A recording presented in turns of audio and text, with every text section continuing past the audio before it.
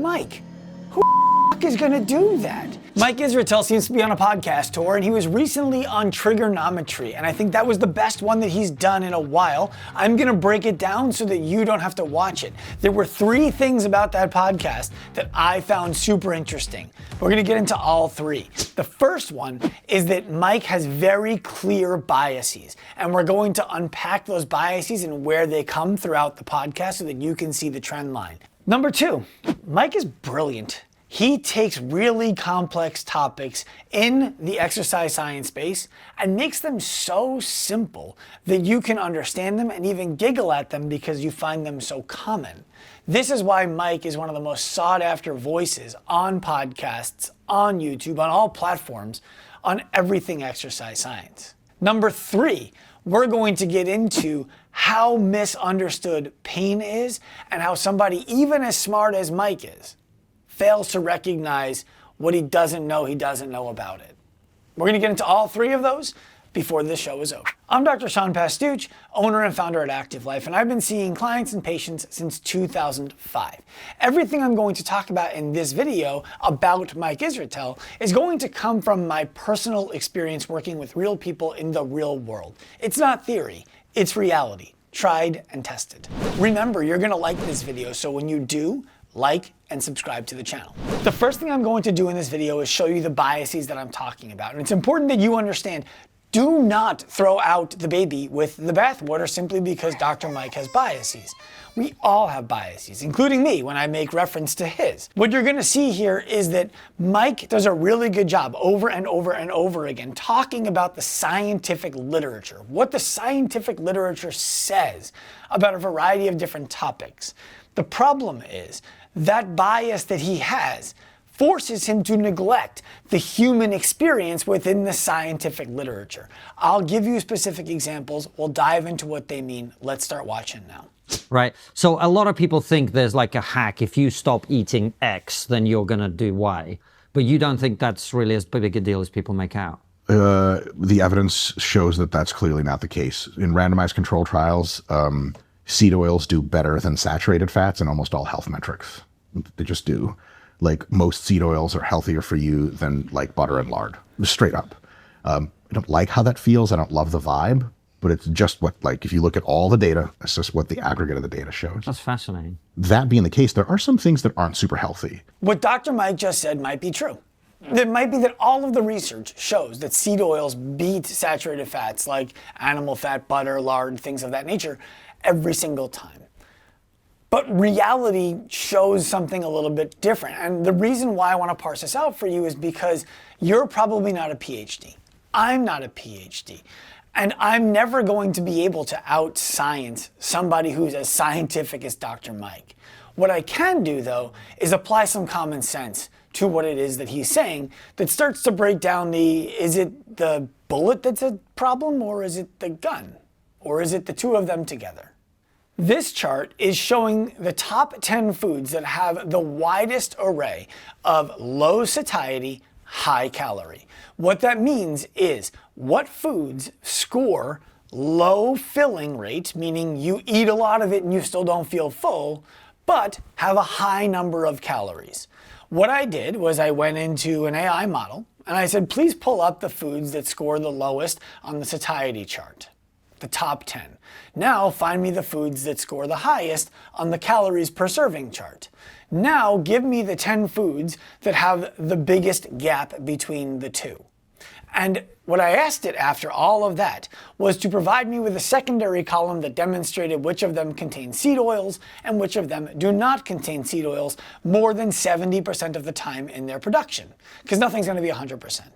And what you can see on this chart, I'm looking at it right now on my own computer, is that of the 1, 2, 3, 4, 5, 6, 7, 8, 9, 10, is that 10? 1, 2, 3, 4, 5, 6, 7, 8, 9, 10, 11, one for good luck. Of the 11 highest calories per serving with the lowest satiety rating combination foods, 9 of them have seed oils in more than 70% of their production. Only 2 of them have no seed oils in more than 70% of their production. What does this mean? What I think that it means is that while seed oils alone might not be the problem that we could While seed oils alone might not be the issue that we can create the single variable around, what it does is it creates an opportunity for other things to become problematic.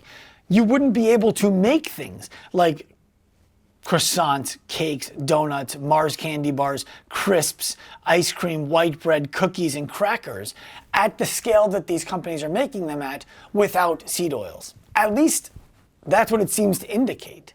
So the way that I look at a seed oil like this from my perspective is it's like saying bullets aren't dangerous. Bullets, when we've dropped 1,000 bullets on a table, nobody has ever died. Well, sure, bullets don't kill people in the absence of a gun. But when you do put bullets in the gun and pull the trigger, they tend to have some significant consequences. And so it's possible that when we try to take things as their component parts and measure them independent of everything else, we fail to recognize the value that they have in the creation of the thing that causes damage. Seed oils make it easier, potentially, for all of these foods to cause low satiety, high calorie, shelf stability, mass consumption, obesity, yada, yada, yada, yada, yada. That's a possible conclusion that I don't think Mike is considering. Let's go further. This was 20 odd years ago in the longevity space. He was a doctor, and I remember him saying to me, I had a can of Diet Coke, and he said, don't ever drink that. He goes, if you want to drink Coke, drink Coke. Yeah. You know, I'll go, but sugar. He was like, it's better that you have natural sugar than you have all the chemicals and everything artificial contained in that Diet Coke. Mm-hmm. Would you agree with that analysis? I mean, like, I don't want to disparage your friend's dad. Yeah. But he's wrong. You guys are British, you do dark humor. Right? Yes. It'd be funny if you were like, my friend's dad in the longevity space, sadly no longer with us. But I would say that's actually like sort of the most backwards wrong advice that you could give on that topic. Artificial sweeteners, as they're called, technically they're called non-nutritive sweeteners. Almost all of them, and the ones that used to be sort of not so great for health are really kind of not in use anymore, like aspartame is still around, but kind of falling off. Sucralose is the new thing. It's not that new, but it's actually kind of more modern than the other ones. Modern non-nutritive sweeteners, artificial sweeteners, have almost no effect on your health one way or another. They're not good for your health. They don't really do anything. But if you are trying to prove a point that they're bad for your health and you're going solely off objective discussion of literature, you're going absolutely nowhere. The other argument of saying they're neutral for health and you can have tons of them has like hundreds of studies, almost unanimous studies of empirical support. If you're looking for something more cut and dry in the nutritional literature than the statement non-nutritive sweeteners are generally well tolerated by most people and have very few, if any, negative effects, that statement might not exist. Like, it's that solid of a foundation. So when people, now, on the other... Let's go back to the beginning of what Dr. Mike said there, when he talked about the ones that were damaging to health are no longer on the shelf. Can you play that for me one more time? Almost all of them, and the ones that used to be sort of not so great for health are really kind of not in use anymore, like... The reason why I think that's important is because at one point those were the modern non-nutritive sweeteners. And they were found over time to be deleterious to people's health. So I'm not suggesting in any way, shape, or form that the ones that are on the shelf right now are absolutely going to have that same arc. But they might.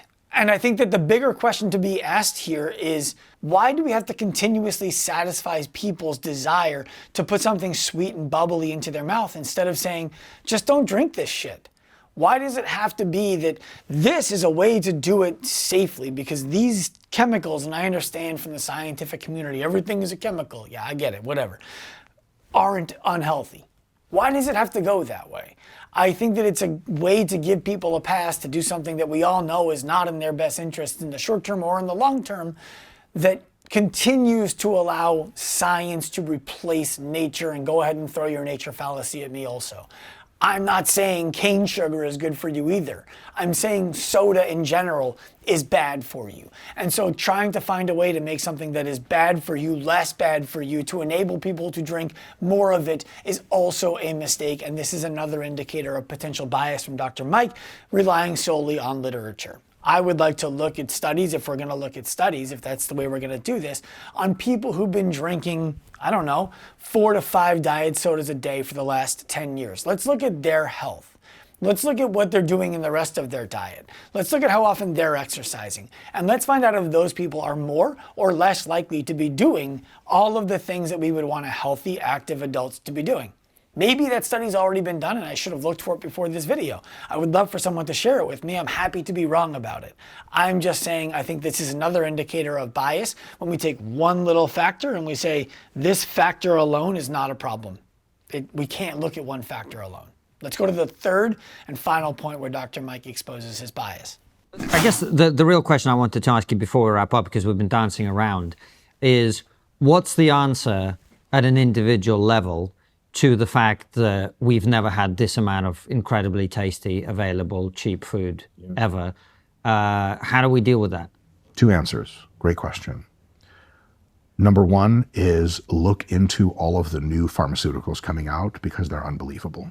It's probably true to say that the modern weight loss drugs, you guys have heard of Ozempic and all that stuff.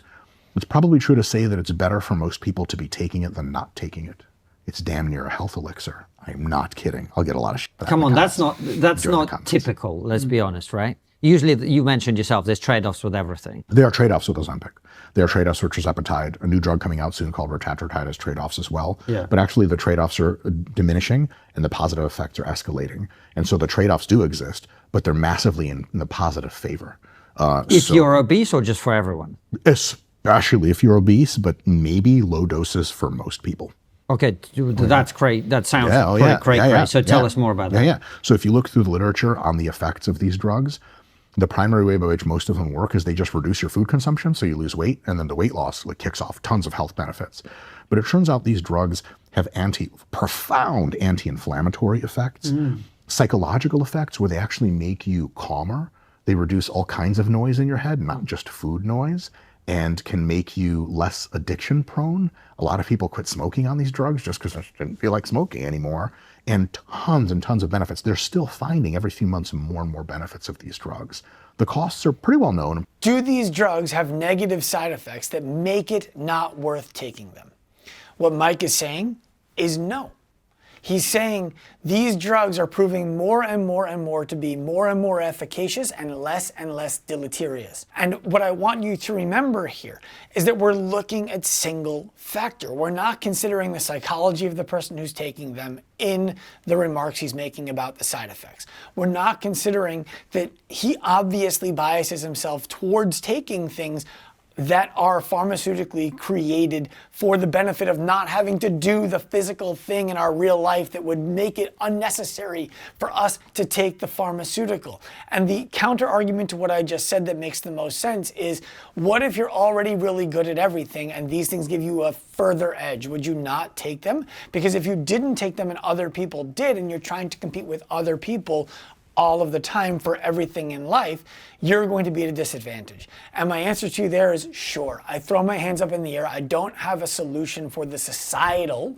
Everybody in the world is doing a great job with their health and wellness, and that's turning into somehow opportunities that you have that other people don't. And so if you don't take these medications, you're going to miss out on opportunities. That hypothetical is something I haven't considered for because I think it's so far from reality that it's unworth considering. What I wanted you to see through those 3 clips was that Dr. Mike is consistently looking at data on these substances in a vacuum, absent the rest of that person's life and absent the rest of the factors that surround those substances. You'll see a little bit more of that later on in this video. It doesn't mean he's a bad guy. It doesn't mean he has a negative interest for you. I think it's actually the complete opposite. I think that he's a great guy with great interests for you, and all I was looking to do here was shed a little light on the bias that I believe he has, the blind spots that he might have, while at the same time exposing potential blind spots of my own. Let's get into a little bit more. I'm going to show you what makes him so great at communication. Labels, right? It's organic, it's vegan, it's free range. The chickens own a cooperative somehow and slaughter each other. It's great, right? And you're like, everything I put into my body here is going to be good for me. But then I always tell the same story. I used to buy these mega size vegan brownies. There's a brownie and then there's like Hulk version of brownie, and there's like Galactus brownie. It was like that. And the thing had like 1,000 fucking calories in it. Wow. But it was made of all the right stuff. No seed oils. It was like some kind of awesome healthy fats, plants only. The shit tasted like heroin if you could eat it. And of course, people are munching these down and are like stepping on the scale and they're like, they're still heavy. So the idea that if you just eat healthy food, you'll all of a sudden lose weight and get much healthier is illusory. However, if you eat minimally processed foods that aren't like the tastiest thing you can jam into your mouth every time you sit down to eat, it's just only so many calories you can put in. I put a plate of salmon, brown rice, and broccoli in front of you. What you gonna do? Order seconds? You're gonna do that. You're gonna pick at it. You're gonna eat some. You're gonna be like, I'm good. I put a plate of cheeseburgers from McDonald's in front of you. They're gone. And all of a sudden, it's like double the calories you're taking in. So it's not the fact that the food is healthy, but minimally processed food that tends to be healthier, which is very good for the health part, not just the weight part, although the weight's the most important part of health. It's not the only thing. The biggest power those foods have for weight control is that you're just probably not going to overeat them. I mean, imagine seeing someone in your office as an obesity doctor, and they're like, "Doc, I can't lose weight." They're like, "What is it?" Like, "Fresh green apples, man. I just can't stop eating it." It just doesn't. What Mike does such a good job of here is bringing you into the world of the topic he's talking about. Everybody can picture themselves doing exactly what he just described. And he doesn't have to tell you what to think as a result of what he's describing. You can see it. So examples of that, when he talks about the brownie, he doesn't talk in hypotheticals. He doesn't talk about you could eat something really healthy that has 1,000 calories, it's still 1,000 calories. He gives you an example of something that he's done, that you might have done something similar to, that makes it so that you can say, yeah, okay, I get it, that makes total sense. Then he does it again with something that we've never done and explains how ridiculous it would be for us to suggest that we have when he talks about the green apples. He's phenomenal at making points in this way. And I think it's part of his unique ability is humanizing all of these really, really highfalutin, highbrow, high education topics into a way that we can all digest them, no pun intended. One thing I will say though is if we go back to the argument he was making before about the processing of the foods with the non-nutritive sugars, with the seed oils, and with anything else that he has discussed in this podcast up until this point, it kind of gets washed out when he comes to this point and talks about eating minimally processed foods that are absent all of that stuff. They're just going to be more satiating and you can't overeat them. It goes back to the point that I was making that maybe those ingredients themselves are not problematic, but those ingredients, when combined with other ingredients, create a kind of food bomb that we otherwise could not get to, that would, when eliminated, create a much more healthy society. People talk a lot about the effect of sugar, and sugar has become this kind of catch-all for evil in the world of food. Yes. And we've even got a term, big sugar, which sounds like you're like a larger lady. You know, you like a bit of big sugar. That's what she is in your phone. Yeah. You're scrolling, who's tonight's date? Big sugar. Yeah. I need more woman tonight. Yeah. It's 10 o'clock on a Sunday evening, time for big sugar. But How bad is sugar for you, and do we overstate it, or do we in fact underestimate it? Yeah, it's greatly overstated, greatly, profoundly. So you feel free to call her tonight. You're good. Hey, baby, good news. You're not bad for my health. Sugar has an ability to ramp your calories up way beyond what you need, and then you start gaining weight. For one reason only, it's really tasty. You put sugar into a lot of foods, it makes them tastier. People like sweet things. Chemically, molecularly, there are many different kinds of sugar. Some of them digest more rapidly, some less rapidly. Some have certain very small differences in appetite regulation effects. But on the aggregate, different kinds of sugars just don't matter much. So if you had a diet that had enough fiber, enough protein, enough vitamins, minerals, phytochemicals, all that stuff, really good, healthy food, most of your food was healthy, and then you had a band of like 400 extra calories that came up to maintenance. And if you ate 400 less, you would lose weight. You don't want to lose weight, you're already healthy. If you fill that extra 400 with protein, or with fat, or with sugar, or any other kind of carbs, it almost doesn't matter. It doesn't matter for weight control. Again, great communication on Mike's behalf here, rolling with the punches and keeping this conversation humorous, light, relatable. But Mike, if my aunt had a pair of balls, she'd be my uncle.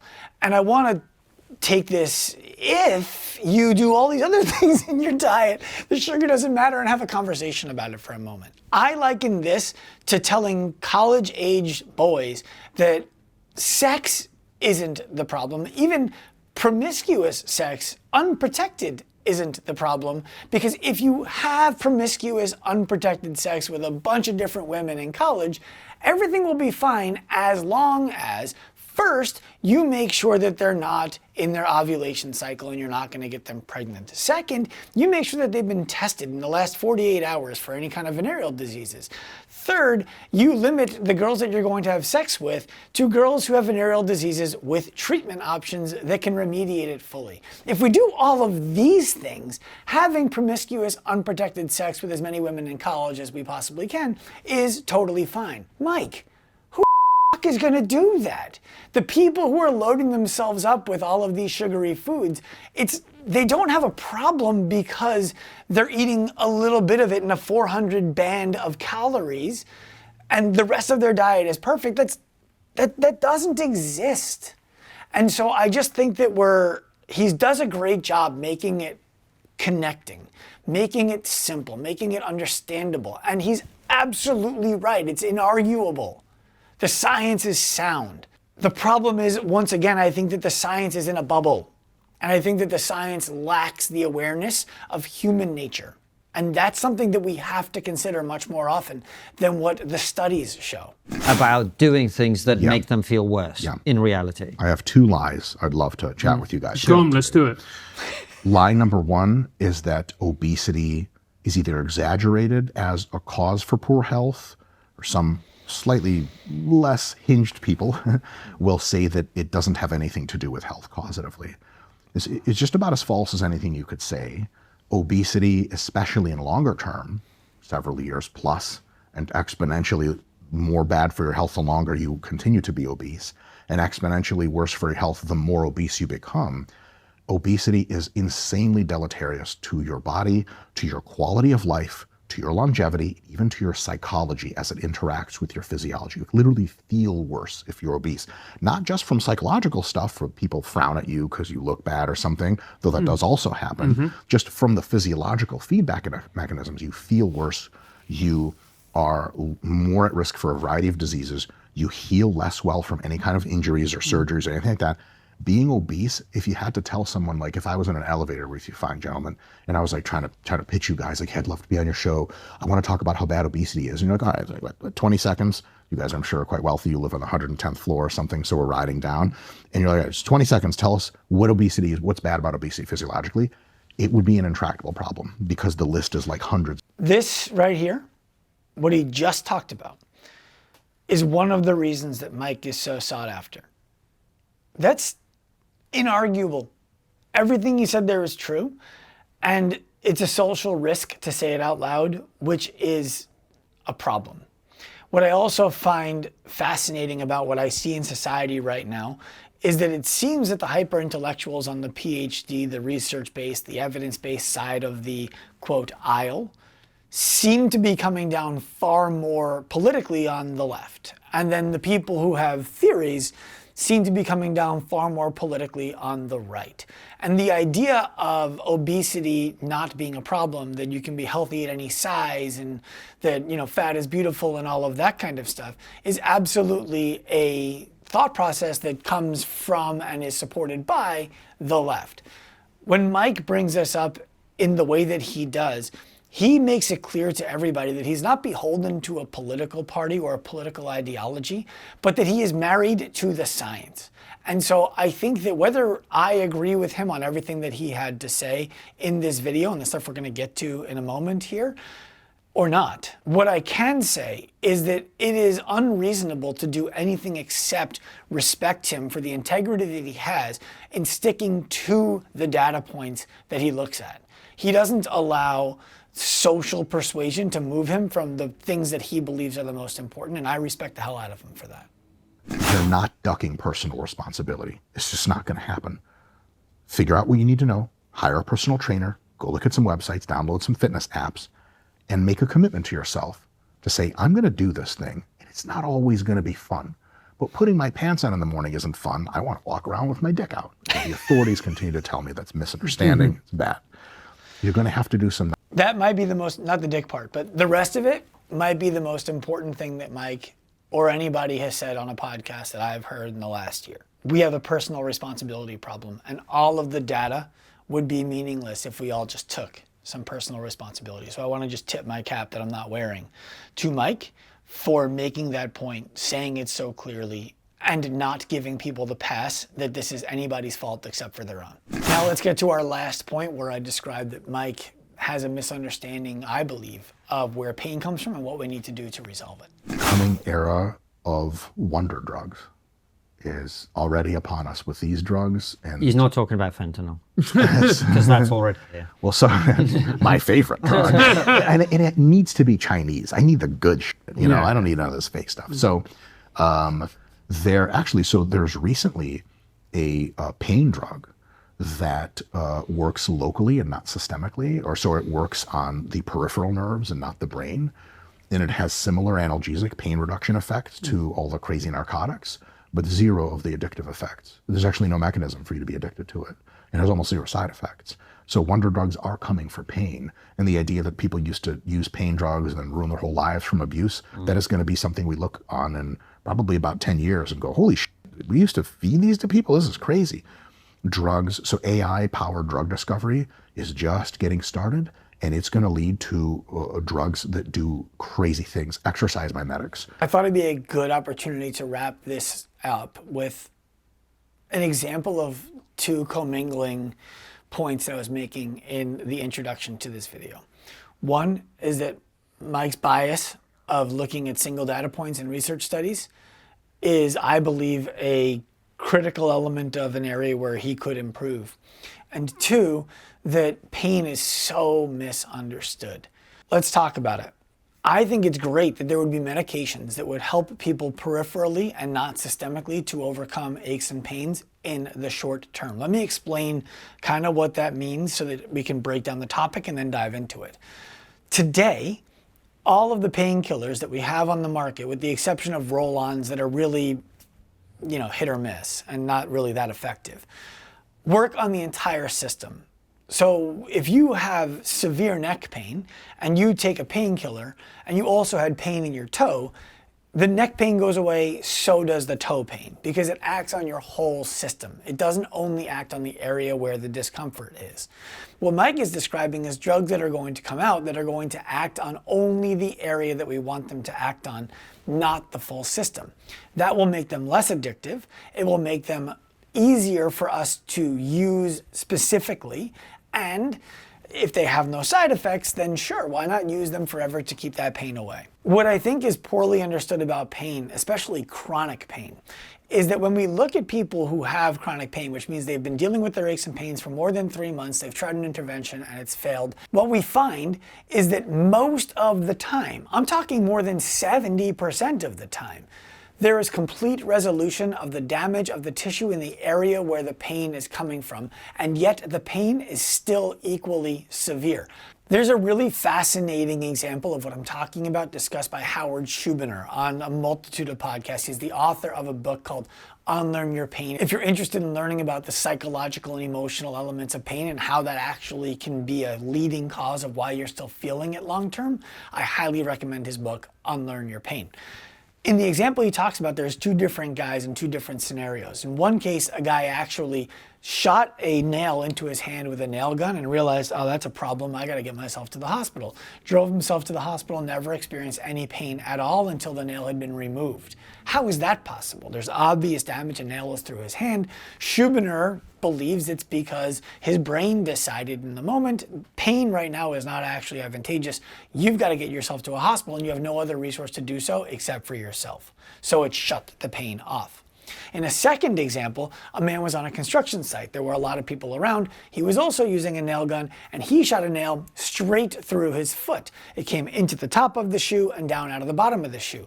The man was in excruciating pain, couldn't stand, couldn't move, was screaming all the way to the hospital. When he got to the hospital, if you know anything about impalement injuries, they're not going to simply pull that out. They have to make sure that the area they're pulling out is not going to start squirting blood all over the place because it damaged an artery, for example.